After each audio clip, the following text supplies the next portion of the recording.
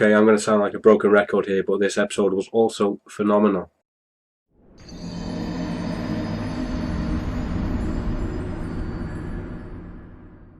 What's up guys, and welcome back. In this video we're going to be discussing episode 7 of Hannibal season 3 titled Digestivo. So the episode starts off with a flashback to what actually happened with Will and Hannibal and Jack and how they ended up at Muskrat Farm.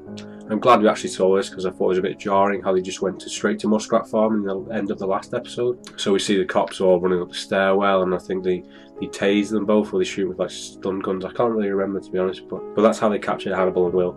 As for Jack, they leave him in the room and the cops suggest killing him and leaving his body like Patsy's to make it look like Hannibal did it, because obviously if Jack has anything to say to anyone, then the whole operation is going to be bust. And as Jack is about to be killed, Chuya actually snipes the cop through the window and comes in, and Chuya asks where they're taking Hannibal, and he tells them, I've only watched the episode the once, and that was last Friday morning, and it's been almost a week since I've watched it, so I don't really have all the scenes fresh in my mind at the moment, so if I make a few mistakes then I'm sorry about that, but I'll try and do my best. So after Jack tells Chuya where Hannibal is, she hands him a gun, but she doesn't save him, she doesn't let him escape, so I'm guessing she doesn't want to be caught herself, so she's making her own escape and giving him the slightest means of escape himself. We head back over to Muskrat Farm, and one of the first scenes we see over there is of Alana and Margot in bed, and they're talking about Virgia. They're sort of hinting that they want to get him out of the way now because he's just a horrible human being. And this was the first awesome kind of shot of the episode where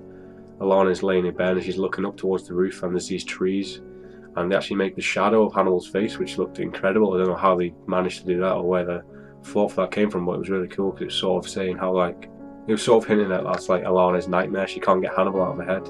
And then we return to the end of the last episode where Virgia actually brings all Hannibal and Will into the farm and he greets them. Virgia then says how his dad used to stab like pigs and animals with a little knife to test how much fat they had on them, and then he walks around to the back of Hannibal and stabs him in the back, which was pretty gross, but you can tell Hannibal's in pain and he just keeps a straight face. He says that Hannibal's a bit too lean and they need to fatten him up, which is why they're going to keep him alive for so long and feed him up and make sure he's the best meal that Virgia can ever taste. Next up we have another meal scene. This time we have one with Will Graham, Hannibal, Mason Virgia and Cordell. Will is still tripping balls from the drugs that he was given last episode. He's just sitting there monged out. Hannibal's like strapped to this kind of chair and he's wearing a suit again. Hannibal's dressed him up nice for the occasion. Virgia then discusses this story about this German cannibal, which was actually a true story in the news not so long back, about this man who invited a friend round and then he killed him and ate him and cooked his penis or something. But Mason Virgia just kept talking about this cooked penis. I think he was trying to scare Hannibal into thinking that's what he's going to do to him, but Hannibal was just enjoying the whole thing.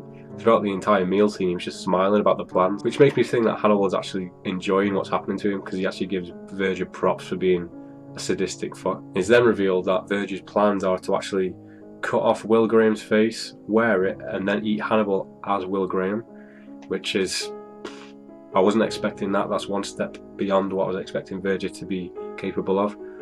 But Cordell starts talking to him about how he's gonna do this procedure, and Will just bites him there, bites a big hole in his cheek, and the grin on Hannibal's face as he does this is just like, atta boy, Will.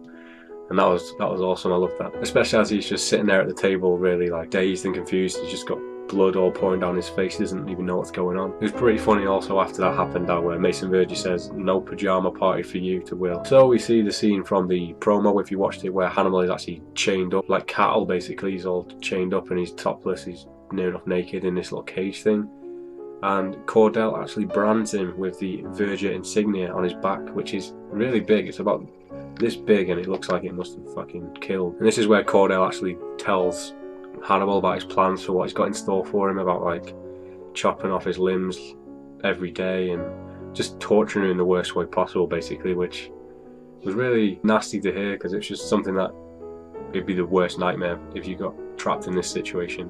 We see a continuation of the whole baby thing with Mason and Margot Virgia, about Mason wanting to have her baby, and he says he's got some plans in store for her, and that when he botched her up he didn't actually take the whole thing, he actually took her baby and has a surrogate parent for it. So I was a bit confused about what was going on there. I thought maybe Virgia was gonna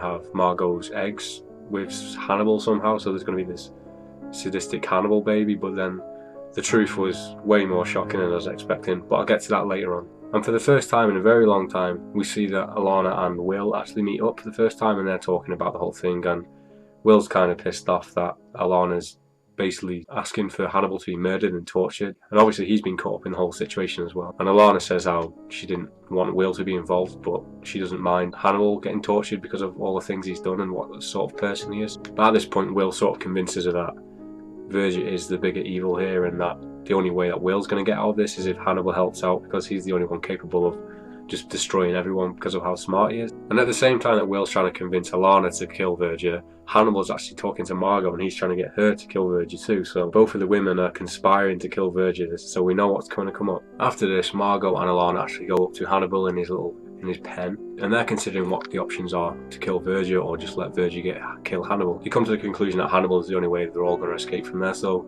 Alana actually gives him a knife, and this is under Hannibal's authority. He says, if you just set one of my arms free and give me a knife, I'll be able to do the rest.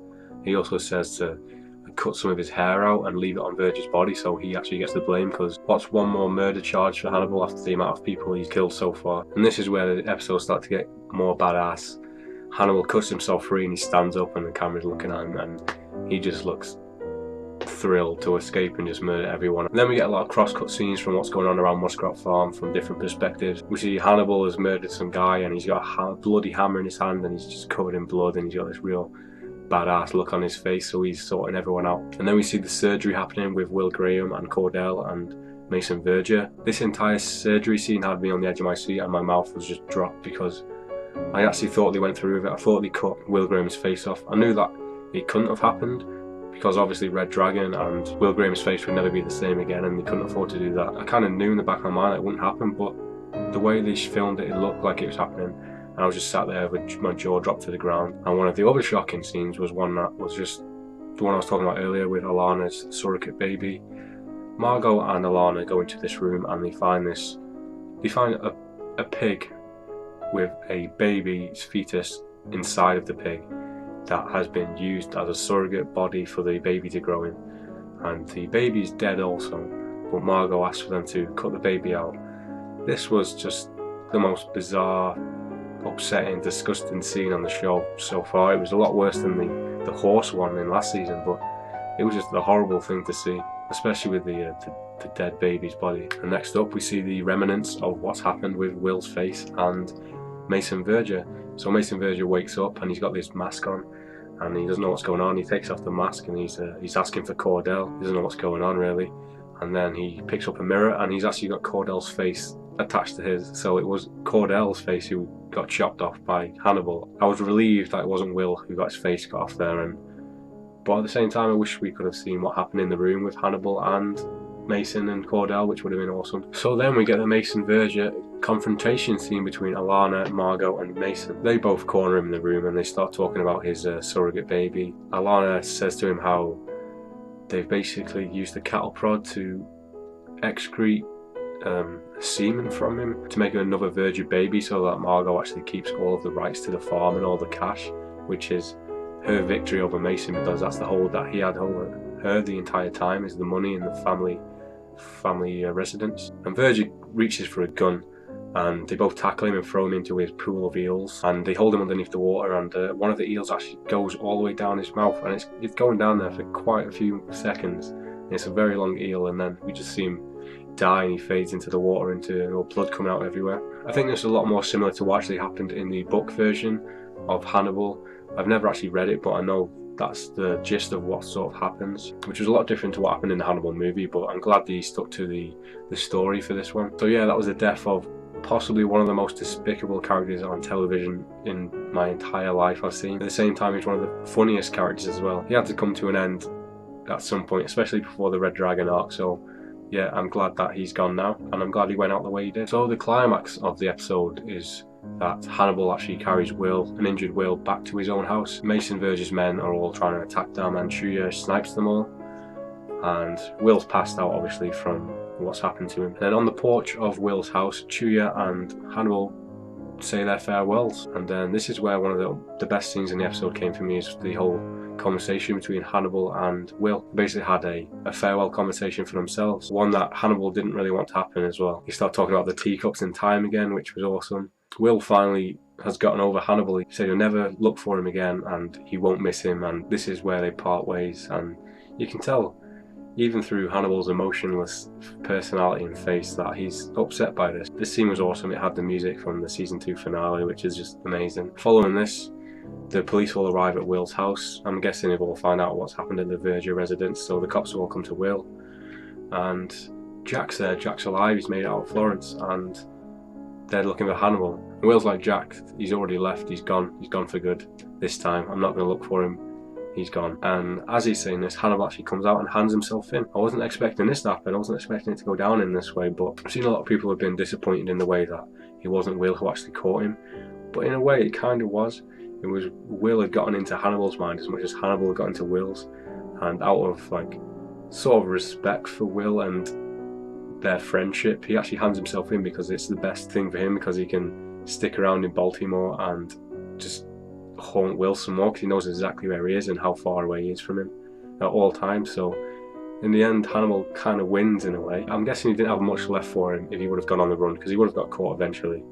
He definitely would not have made it out of the country again. So all the walls were closing in on Hannibal, and that was probably his safest option without getting himself killed and staying in Will's life at the same time. So that's where the episode ends. It ends with Hannibal with his hands on his head, handing himself in. I've been saying this a lot over the last few episodes, but each episode has just been getting better and better for me, and this has been the best one so far. It was definitely the most disturbing so far. It had the most conclusions so far of the whole like story arc, and it had just some of the best funny moments and some of the best character moments, and it was just an incredible episode. This season has been incredible. I'm going to hazard a guess that if I watch it back, I think the first couple of episodes, which I originally thought were a bit slow, will actually be a lot better the second time around, and I'm so pumped to watch the next episode. So yeah, those are my thoughts on the episode. I'm actually counting this as a finale to, say, season 3 part 1. I'm going to consider the Red Dragon as a separate season. So I really enjoyed this episode. It was so twisted and so good.